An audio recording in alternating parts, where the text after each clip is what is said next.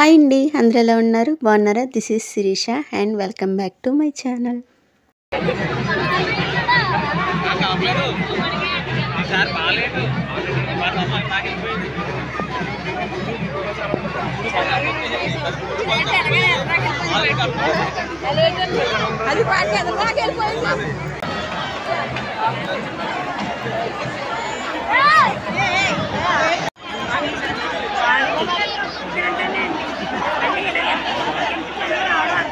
ఇది దువ్వ తీర్థమండి. రథం వచ్చినప్పుడు అయితే తీసాను.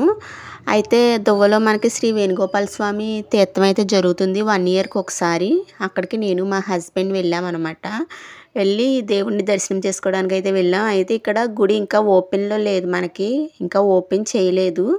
గుడి ఓపెన్ చేశాక దర్శనం అయితే చేసుకుని అప్పుడైతే వచ్చాము. వీడియో అయితే మొత్తం ఇలా చిన్న చిన్న క్లిప్పులు తీసాను. ఇంటికి వచ్చేసరికి నైట్ 8 అయిపోయింది. ఇదేమో నెక్స్ట్ డే మార్నింగ్ అనమాట. ఇది నెక్స్ట్ డే వీడియో. అయితే నత్తమాసం తీసుకున్నా అనమాట. ఊళ్ళోకి వచ్చింది 50-50 పెట్టించుకున్నా. మొత్తం 100 రూపీస్ అనమాట. ఇది వచ్చింది 100 రూపీస్కి. అయితే నత్తమాసం తినడం హెల్త్కి చాలా అంటే చాలా మంచిది. కనీసం ఇయర్కి 2 టైమ్స్ అయినా సరే నత్తమాసం తినాలంట. అయితే ఊళ్ళోకి నార్మల్గా వచ్చింది 50-50 రూపీస్ పెట్టించుకున్నా అనమాట. అది 100 రూపీస్ది. అంటే అమ్మమ్మకి నాకు 50-50 అని పెట్టించుకున్నా. అయితే ఇద్దరిదే కలిపి నేనే వండేస్తానులే అని అన్నా అనమాట. మొత్తం 100 రూపీస్ది అంత అయ్యిందనమాట. దాన్ని మొత్తం క్లీన్ చేసి మొత్తం కడిగేసరికి అంత అయ్యింది. అయితే జిగురు విపరీతంగా ఉంటుంది, మామూలుగా ఉండదు. నత్తమాసానికి జిగురు మన చేతితో ఇలా కత్తిపేట పట్టుకుని క్లీన్ చేసుకోవాలి కదా. అది కోయడానికి కత్తిపేటతో కోస్తుంటే అసలు చేతులు జారిపోతాయి అనమాట. అంత జిగురుగా ఉంటుంది. మ్యాక్సిమం అందరికీ చాలామందికి తెలిసే ఉంటుంది, కొంతమందికి తెలియదు అంతే.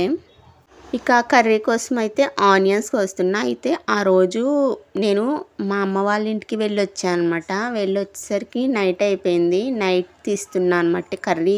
నైట్ చేస్తున్నా ఈ కర్రీ. అయితే ఈ నత్త మాంసాన్ని వాటర్లో వేసి క్లీన్ చేసుకోవాలి. మనకి ఎంత క్లీన్ చేసినా సరే మాంసంలో నుంచి జిగురు వస్తూనే ఉంటుంది.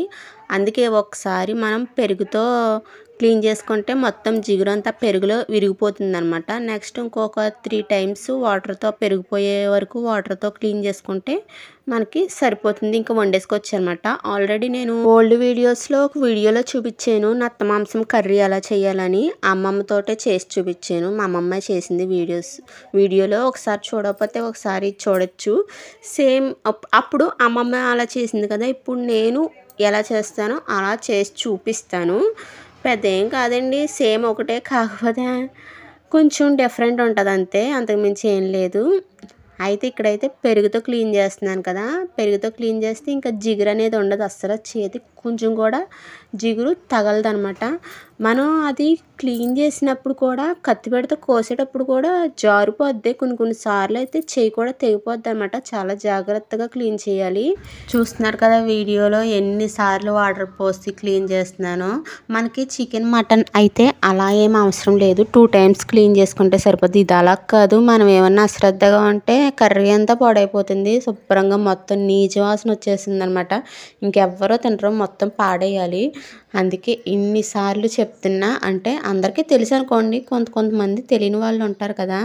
ఇప్పుడు చూపిస్తాను చూడండి, అసలు ఎంత బాగుందో, ఎంత ఫ్రెష్గా ఉందో. అసలు కొంచెం కూడా జిగురు లేదు. ఇప్పుడు ఇది కర్రీకి ఇంకా రెడీ అయిపోయినట్టే.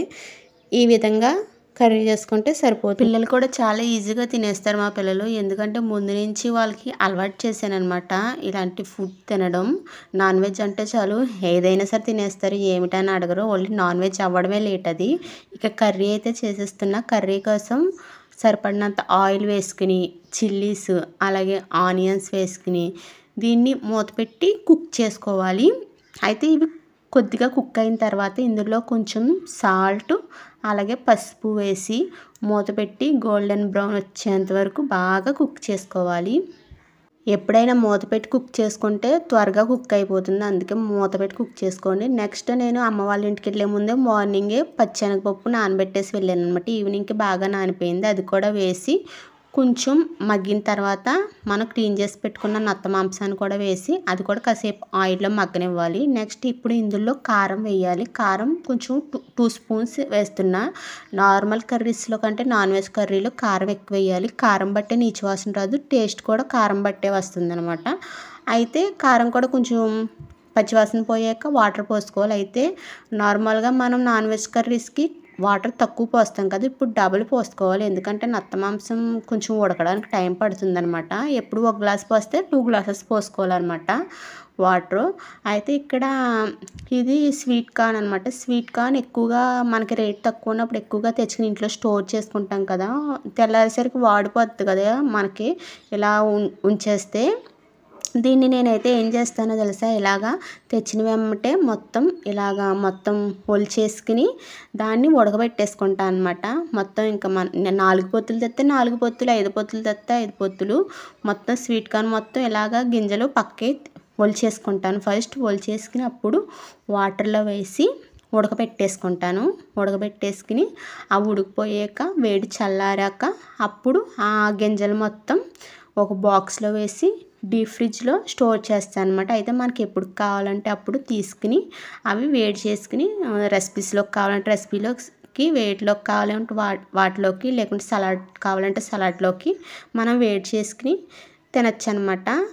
మనకి ఒక 1 మంత్ వరకు పోవు అనమాట, అలాగే ఉంటుంది. ఒక్కసారి ట్రై చేసి చూడండి. నిజంగా నేను చాలాసార్లు ట్రై చేశాను అనమాట. ఎక్కువగా ఎప్పుడు తెచ్చినా సరే ఇలాగే చేస్తాను.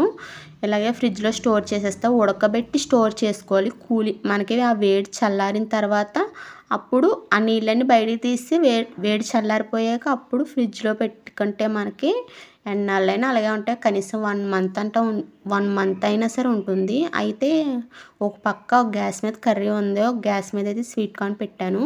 మసాలా ప్రిపేర్ చేయాలి కదా, మీకు తెలుసు కదా ఎంత పని ఉన్నా ఎంత కష్టమైనా ఏమైపోయినా సరే రోట్లోనే దంచుతానమాట మసాలా. అయితే మసాలా కోసం నార్మల్గా జీలకర్ర, ధనియాలు, ఎల్లుల్లిపాయ, అలాగే అల్లం పేస్ట్ ఇంట్లో ఉంది, అది తర్వాత యాడ్ చేశాను అనమాట. అందుకే అల్లం వేయలేదు.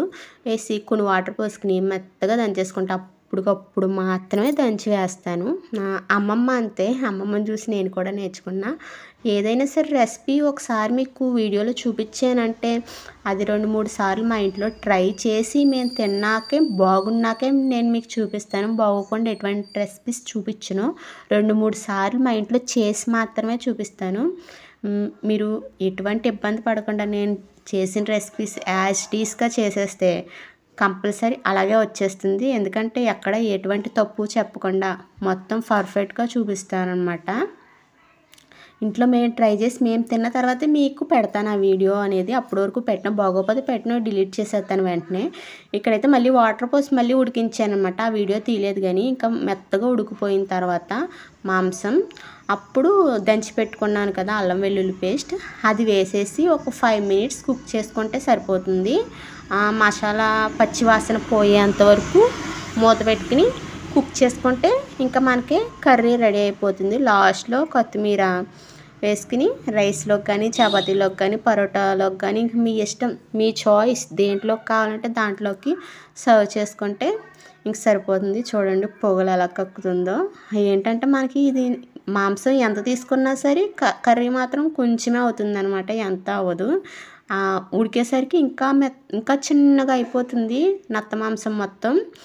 ఇక ఉడకబెడుతున్నానని చెప్పాను కదా స్వీట్ కార్న్, అదనమాట ఇది. ఇవి ఉడికిపోయాక వాటర్ మొత్తం తీసి చల్లారిపోయాక ఫ్రిడ్జ్లో స్టోర్ చేసేస్తే ఇంకెప్పుడు కావాలంటే అప్పుడు పిల్లలు నార్మల్గా కూడా మనం వేడి చేసుకుని తినేయచ్చు.